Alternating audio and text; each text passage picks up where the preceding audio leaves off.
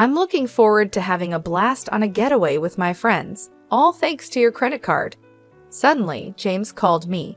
Lately, he's been returning home late, sneaking conversations on the phone with Sandra, and acting nervous around our place. It made me wonder if he had been planning something secretive all this time. I had my suspicions that James and Sandra were up to something together. Fortunately, I was ready for whatever they had planned. Maybe I should act shocked about it. What do you mean by yours? I asked, needing an explanation. I was already aware that James had plans to leave for a trip today. To be honest, I find it astonishing. If he thinks he can deceive me, I wish he had thought his plan through more carefully. I've been patient with everything up until now. However, today, I can't help but feel the need to seek revenge. I've always had a plan for revenge up my sleeve. It's high time we stand up to James and his sister after all the patience we've shown. I believe that by the end of today, things will start to make sense.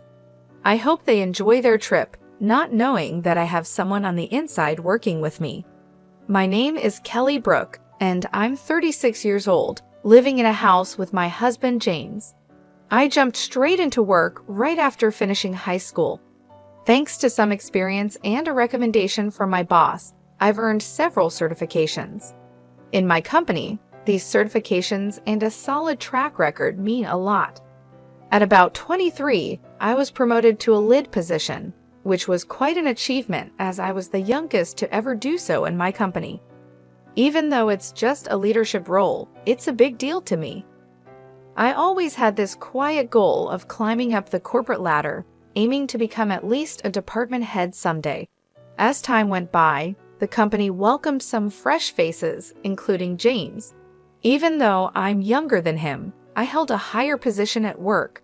My job was to train James along with 3 other newcomers, making it 3 trainees in total. Hey Kelly, we're about the same age, aren't we? And you're already a supervisor? That's amazing, James remarked, showing his surprise. Yeah, I might be a year or so younger. I've been working here since I decided to leave high school early. It's given me a lot of experience, I explained. James seemed impressed by my early career focus. He would often praise me during those days. Eventually, James began to show interest in me, and although I was hesitant at first, I found myself falling for him over time. Our relationship followed a familiar path, going out for meals, taking drives together, and eventually, we decided to move in together. Living with James, I started noticing his less meticulous habits. I thought it might be his way of showing trust, being his authentic self with me, so I tried not to let it bother me too much. After some time, James proposed and I accepted. We then sat down to talk about our future together. I'd love for you to be a stay-at-home wife, James suggested. I'll work and make money, and you can look after the house. It's the ideal setup. I also want us to start a family soon, buy our own home, and plan our wedding. I'm thinking wedding first, then buying a home, followed by kids.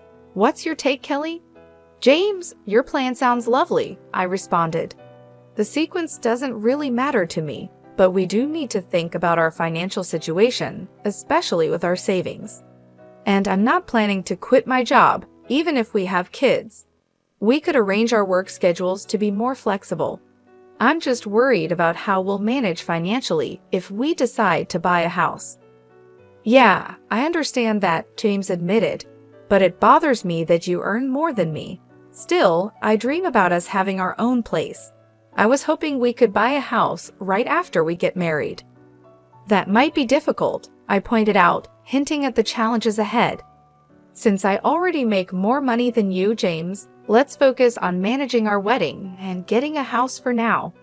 We can think about having kids later and figure out what to do regarding my job at that point. All right, let's go with that plan, James agreed. Deep down, I really didn't want to leave my job, but I proposed this idea to keep things balanced. Otherwise, I feared James might keep pushing his expectations on me indefinitely. During our engagement, we threw a party that both our families attended. James's sister, Sandra, was away traveling, so our wedding was the first time I met her. She barged into the bride and groom's prep room without knocking, sized me up with a smirk, and remarked, "So this is James's choice? A bit on the simple side compared to his ex's, huh? Oh, I'm Sandra, your new sister-in-law. Just so you know, I'm pretty straightforward with family." I'm Kelly. Nice to meet you," I replied, somewhat taken aback by her bold demeanor. Sandra waved dismissively and left the room, leaving me a bit shocked by her blunt introduction. Yes, this new sister-in-law of mine was certainly a character. Later on, I met Sandra's husband, who seemed like a reasonable person in contrast. Our wedding ceremony was beautiful and went smoothly. James and I eventually purchased the house we both loved, and life seemed to be moving at a busy pace, prompting me to invest even more energy into my work. One day, when I was busy, the doorbell rang. I asked James to answer it. He returned, all smiles and laughter, with Sandra, who had decided to drop by unexpectedly. "Kelly, hey, look at James, owning such a big house. That's pretty good for him, right? After all, he's my little brother," Sandra commented, making herself comfortable. "I've been working hard. Feel free to make yourself at home. Kelly, do we have any snacks or something? My sister's here, so let's be quick." I couldn't shake off the feeling that something was off with James's behavior. He seemed to puff himself up in his sister's presence, acting as if he was the sole owner of our house. It was clear he probably led her to believe he'd bought the house on his own. I played a significant role in making the down payment and continue to contribute to the mortgage payments for our house. Despite this, James was adamant about having the title in his name alone, and eventually, I agreed to it. Living together made me think it wouldn't really matter whose name was on the deed. However, the way James bragged about it to his sister rubbed me the wrong way. Still, I chose to keep quiet and not cause a fuss. "Here are some snacks. James does put in a lot of effort, you know," I mentioned casually, trying to smooth over the atmosphere. "Why does Kelly sound so in charge? She's not the boss or anything," Sandra remarked, a hint of annoyance in her voice. "Well, actually, I am James's supervisor at work," I clarified, a bit surprised. "Oh, is that so? Did James not tell you? When I joined the company, Kelly was already a manager. Since she started working right after leaving high school, it just happened that way. If it were up to me, I'd have surpassed her quickly," Sandra mused. "Wait, you left high school early? You seem so responsible, yet you're less accomplished than me," Sandra asked, a bit mockingly. "Is there an issue just because I didn't finish high school?" I responded, trying to keep the peace. "No, not really. But Kelly, since you're not a high school graduate and I'm your sister-in-law, I can ask you for anything, right?" "That's the rule," Sandra joked, though her tone suggested she wasn't entirely kidding. "Kelly, whatever my sister wants, she gets. If you refuse, I'll have to ask you to leave the house," James added, seemingly backing up his sister's outrageous claim. I was baffled by their conversation. Why would not having a high school diploma and her being my sister-in-law mean she could demand anything from me? And the threat of being kicked out of my own home for not complying. Was this some sort of bizarre joke? I managed a polite smile and quickly retreated to the kitchen, needing a moment to collect my thoughts. From there, I could still hear James and his sister talking, and it sounded like they were serious about what they had said. A little while later, Sandra followed me into the kitchen. "Hey, Kelly, I actually need to ask you for a favor." "What is it?" I asked, already dreading the request. "I need to borrow some money, like $5,000, please," she said, as if it were a small favor. "How is that a small amount? That's quite a lot. What do you even need it for?" I questioned, trying to grasp the situation. "Come on, it's just $5,000. You're a supervisor, right? You must have a good salary," Sandra pressed, assuming my financial situation would easily cover her request. The entire conversation felt surreal, leaving me to wonder how we'd gotten to this point. Sandra needed the money to cover the costs of renovations. When I reminded her about boasting of her new condo recently, she brushed it off. Huh, did I? Well, just give me the money. James said he'd lend it to me and told me to ask you. What? Why would he make such a decision without consulting me first? I was taken aback by James's assumption. Listen, Kelly, you either give me the money, or I'll call your boss right now and tell them you're resigning. Which will it be? Sandra put me in a tight spot. All right, Sandra, I'll lend you the money, but there's a condition, I asserted. We need to draft a promissory note. What? Even though we're family? Sandra seemed surprised. Yes, I want it in writing. So when you come to collect the money, bring a valid ID with a photo, okay? Ew, such a hassle. But fine, if you're giving me the money, I'll come over tomorrow night. Sandra reluctantly agreed. Despite the inconvenience, I knew it was crucial to get Sandra's agreement in writing. True to her word, albeit grumbling, she brought everything required the next day. Through this ordeal, I realized just how much James was under his sister's influence. It was frankly absurd. No matter what I said, it wouldn't have made any difference, it seemed. Later, I discovered Sandra spent the money on designer items, and after the initial loan, she started asking for more money without any shame.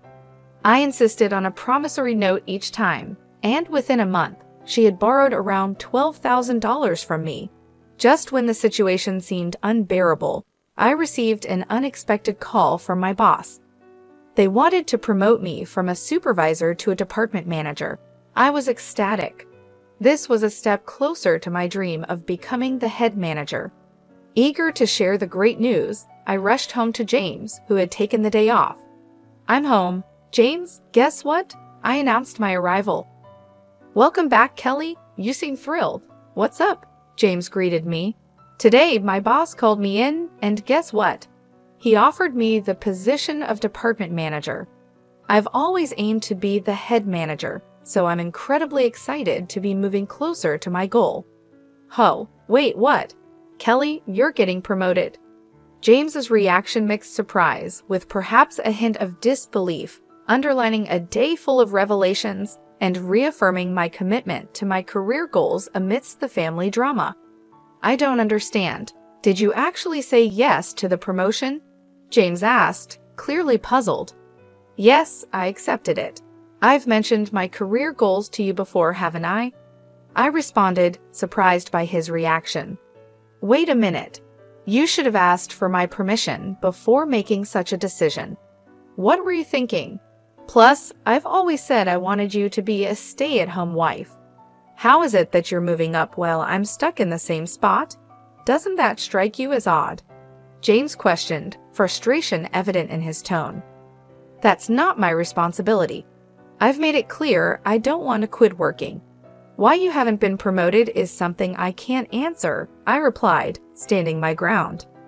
Soon after our exchange, James made a call, presumably to his sister, because she showed up a few minutes later. Hey, I've heard you snatched the promotion that should have been James's. What gives? She accused me right away. I didn't snatch anything. In our company, promotions are awarded based on one's performance, I explained calmly. So what, you're suggesting James isn't good at his job? How could you look down on your own husband? Sandra snapped back, twisting my words. This is absurd, I muttered under my breath as they decided to celebrate at my expense, grabbing my bank card right from my purse. Despite my attempts to resist, they overpowered me, leaving the house with laughter as their parting shot. Tears filled my eyes as I realized the magnitude of my mistake in marrying James. Regrets flooded in, but it was clear what I needed to do next: find a reputable divorce lawyer. James didn't return home that night. The following day at work, he approached me with a smug expression. Yesterday was so fun. Nothing beats a feast paid for by someone else. Thanks for covering it. He handed me the receipt from a high-end barbecue place, showing a charge of $1,500. along with receipts from luxury bars amounting to a staggering $9,000. I was fuming inside but bit my tongue as more colleagues arrived. On my way home, I checked my bank account and was horrified to discover a total of $9,000 had been withdrawn. I confronted James as soon as I saw him. "James, what on earth were you thinking? Spending $9,000? On fancy meals and bars, no less? That money was mine, saved from before we were together," I exclaimed, barely containing my anger over his reckless spending and disregard for our financial well-being. As soon as I walked through the door, James started complaining about me nagging him. When I brought up the issue of the money he had spent, money I had saved before we got married, he dismissively said, "I don't know and I don't care. It's already spent anyway," and locked himself in the bathroom. That was the last straw for me. I decided then and there that I was going to divorce him. Over the weekend, I visited a lawyer, and in the weeks following, the preparations for our divorce moved along smoothly. James's behavior hadn't improved. He continued to come home late and rushed out early on his days off. Just when I was considering hiring a detective to see what he was up to, I received a call from Ryan, my brother-in-law. "Hello, is this Kelly?" Ryan's voice came through the phone. "Yes, Ryan. It's unusual to hear from you. What's up?" I replied, surprised by his call. "Well, it's been a while. I'm actually calling to ask if Sandra is with you," he said. "No, Sandra isn't here. Why do you ask?" I was curious. "She's been coming home late and disappearing on weekends without telling me where she's going. She mentioned she was at James's place when I asked her yesterday," Ryan explained. "That's interesting. James has been acting similarly. They might be going somewhere together, but frankly, it's no longer my concern," I shared, distancing myself from the situation. "Oh, and Ryan, there's something I need to tell you too," I continued, sensing an opportunity to share my experiences. Ryan was taken aback by my indifference, but urged me to continue.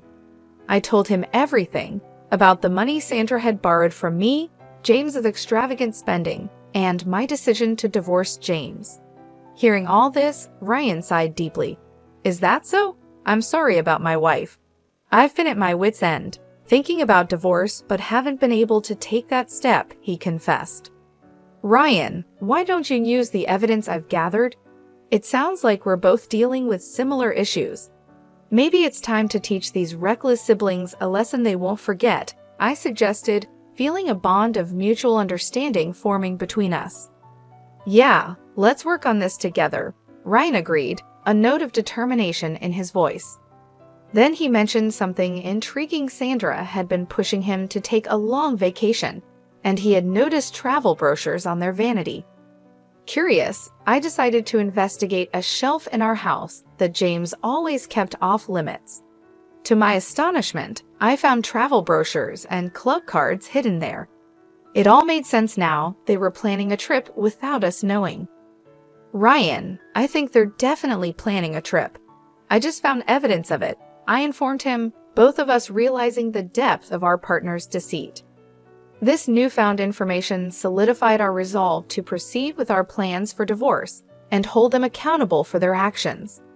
I stumbled upon some travel brochures hidden away, sparking an idea. As I shared my plan with Ryan over the phone, he couldn't help but laugh and agreed to play along. We concluded our call with a promise to coordinate our actions through text messages. I also forwarded him some evidence that might be useful for his own divorce proceedings while we meticulously strategized our next moves. 3 weeks later, just as the sun was rising, James left our house, a plan I was privy to thanks to a heads-up from Ryan the previous day. A few hours into his adventure, James called me, boasting about how he was going to enjoy a trip using my credit card with Sandra and their friends. His late nights and secretive phone calls had already aroused my suspicion that they were plotting something. Fortunately, I was ready for their games. Feigning surprise, I asked him to clarify. With a smirk in his voice, James revealed that they had been planning this trip for a long time and viewed Ryan as a safety net in case their plan fell through. They thought I was becoming too confident and decided it was time to teach me a lesson, as he put it. James's words were meant to belittle me, suggesting I couldn't stand up to their manipulations. But I was beyond feeling hurt or angry. I felt nothing at all. I questioned James about his earlier comment regarding my debit card, playing along with his illusion of victory. Confused, James insisted he had taken my card, but I calmly informed him that my card was still with me in my wallet. There was a moment of silence before he stuttered, questioning what card he had bragged about using. I revealed, much to his shock, that he had mistakenly taken an old gym membership card of mine. It matched my debit card in color and size. Realization dawned on James as he confirmed it did say Fitness Club on the card, and he began to question his mistake, wondering if he had mixed up the cards. Amidst this confusion, Ryan, who had been listening in on speakerphone, couldn't contain his amusement. James's grand plan to splurge on my dime had crumbled over a simple mix-up with a gym card. This blunder not only foiled their extravagant scheme, but also marked the beginning of their comeuppance, with Ryan and I ready to move forward with our plans, strengthened by the absurdity of their mistake. James was adamant he had seen his debit card, but his plan had fallen apart. "Ah, so this was Sandra and your scheme," he lamented, realizing he had been outsmarted. "I'm so disappointed. Actually, last night, I swapped your debit card with the gym membership card. It seems you didn't bother to check this morning and just took off with it," I revealed, enjoying the turn of events. What are you playing at?" James was clearly frustrated. "No, I should be asking you that. Tough break, huh? Don't get too full of yourself just because you're my stepbrother. Got it?" I countered, not letting him intimidate me. James tried to brush it off. "You'll see. We have gifts for you both when we return." "You think you can bribe us? I won't accept anything but cash," he bluffed. "We'll see about that. Look forward to it," I dismissed his comment, focusing on the situation at hand. "What are you going to do now?" "Oh, Kelly, can you send us some money?" James finally asked, his tone changing. I ended the call there. His message following the call, trying to threaten me with involving Ryan, only received a nonchalant "Is that so?" from me before I went back to sleep. When I woke up in the afternoon, my phone was flooded with missed calls and messages. I first called Ryan, then decided to pick up James's call. "Hey, finally. Send the money, please. It's so cold. I think we're going to freeze," James pleaded. The reason for their discomfort was clear. They were in Alaska. In February, the cold there is biting, and if James and his group were complaining, it meant my plan had worked perfectly. "Really? You mentioned Ryan would help, right? Or is he not there?" I played along. "What? Do you know something?" James's confusion was evident. "Should I fill you in? Since you and Sandra decided to team up, Ryan and I did the same. It's quite simple," I explained, enjoying the irony of the situation. "Now, do you understand why I kept you on the phone for so long during that first call? It was to buy time, and Ryan, he's on his way back here on another plane." The revelation seemed to hit James hard. Our coordinated response to their scheme had left them stranded and cold, far from the luxurious getaway they had anticipated. My satisfaction came not just from thwarting their plan, but also from the solidarity Ryan and I showed in facing their deceit. As soon as I received confirmation that Ryan had boarded his flight back, I ended the call with a clear message to James. "We've joined forces to teach you a lesson. Now, find your way back on your own. See you." And with that, I hung up, eager for Ryan's return. I took this time to call my lawyer, setting up what would be our final meeting about the divorce before James and his companions could make their way back. I anticipated a confrontation upon their return and wanted to be fully prepared. Just a few hours later, as predicted, James and his entourage arrived, bursting with indignation. "Kelly, what the hell? You better be ready to move out. Ryan sided with you, hasn't he?" Why do you return before us? This is unbelievable. You think I'm okay with this? Apologize now. Shut it and sit down. Ryan intervened, his usually calm voice now booming, commanding James and his friend to sit immediately. They complied, shocked into silence by Ryan's authority. Our lawyer wasted no time, distributing his business cards to James and his friend, who looked utterly confused as they accepted them. Without further ado, Ryan and I presented them with a stack of papers. Their confusion turned to shock as they skimmed the documents, their complexions draining of color. Wait, this talks about dividing property. You're not suggesting a divorce, are you? James stammered, disbelief coloring his tone. It's on mine too. A divorce? What did I even do? This has to be a joke, right? James's friend echoed his disbelief, looking from one to the other for confirmation. Yeah, right, Ryan responded, his tone final. I'm heading home. I've had enough. I've been recording your daily tantrums for a while now, including that call you made during your so-called vacation, James. You really don't see the problem with your behavior, do you? I can't keep living like this. Wait, are you serious? James's voice was tinged with a sudden realization of the gravity of the situation, as the reality of impending divorces began to sink in. The tables had turned entirely, with Ryan and I standing united, ready to move forward from the chaos they had created. I mentioned it before, didn't I? I want half of the down payment we made on the house, plus the remainder of the mortgage, and I want back the savings you used from when I was single. I firmly stated my demands to James. Turning to Sandra, I continued, and you, Sandra, you're going to repay me for the money you borrowed and the additional amounts you withdrew from my savings along with James, right? Sandra tried to deflect. Wait, James was the one who bought the house, and I never borrowed or spent any of that money. You're making false accusations. Sandra, please review the documents. There's a promissory note outlining exactly how much you owe, I pointed out, undeterred. No way, I don't know anything about this. Without proof, I'll just dismiss this as useless, she retorted, attempting to downplay the seriousness of the evidence. Both James and Sandra acted rashly in response. James crushed the recorder under his foot, and Sandra ripped the paper to shreds, both wearing smug looks of defiance. Look here, James, destroying that recorder changes nothing. The data's still saved on my computer, and Sandra, that document you destroyed wasn't the original. You've accomplished nothing, I calmly explained, revealing their efforts to be futile. What the hell are you three even trying to do? James's frustration was evident. Oops, was my simple reply, highlighting their lack of foresight. To Sandra, I also have a claim against you for all the savings you squandered, not to mention the cozy time you spent with that guy at the bar, I added, revealing more of their misdeeds.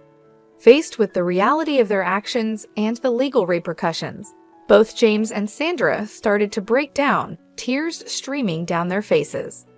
The financial reckoning was harsh but fair. For James, the total came to $135,000, $8,000 for emotional damages, $100,000 for the house's down payment, and $15,000 for miscellaneous expenses. Additionally, there was an upcoming loan repayment of $4,000. Sandra's bill amounted to $35,000, which included $11,000 for miscellaneous expenses and $31,000 for the loan she had acknowledged with the promissory note. As for Ryan's claims against Sandra, given her intentional distress and frivolous spending, the total was $135,000. $55,000 for emotional damages, and $80,000 for miscellaneous expenses, all calculated without dividing any assets like condos. This stark financial and emotional toll underscored the consequences of their actions, serving as a potent reminder of accountability and the importance of integrity in relationships. After the fallout, I half expected James and Sandra to attempt suing us, given their track record. However, our sharp attorney had already anticipated such moves, including a clause in the settlement paperwork essentially saying, if you try to sue, you'll surely lose. No one will represent you, and it'll only cost you more. Focus on your repayments instead. With that, we managed to avoid court altogether. I collected my things and left our shared home behind. Word of the whole ordeal somehow reached my workplace, leading to James being transferred to another branch, which helped put some necessary distance between us. Not long after, James reached out with a message that took me by surprise. Kelly, I miss you. Life's empty without you. Can we try again? You can focus on your career all you want. But I knew better than to fall back into that cycle. It's not going to happen. Goodbye, was my firm reply. Then came Sandra, trying to play the family card. Kelly, think it over about my brother. What if we all lived together again? Maybe we just misunderstood each other. I think things could be better. My response to her was just as resolute. Sandra, it's not going to happen. I'm sorry. Goodbye. Both of them pleaded, but I stood my ground, cutting off all contact. Ryan, it turned out, received similar pleas, but also chose to ignore them. One day, passing my old house in a taxi, I noticed a for sale sign out front. With the settlement paid in full and all communications cut, I had no clue how James and Sandra were faring, nor did I want to know. As for me, I've moved on and up literally. I bought a condo and settled into my new life. Work has been fantastic, and I was recently promoted to regional director, a role I've long aspired to. Ryan and I have also grown closer, finding comfort and compatibility in each other's company. We've gone out a few times, discovering a surprising ease in our interactions. Life has vastly improved post-divorce, confirming my decision was the right one. As for what's developed between Ryan and me, well, that's a tale for another day.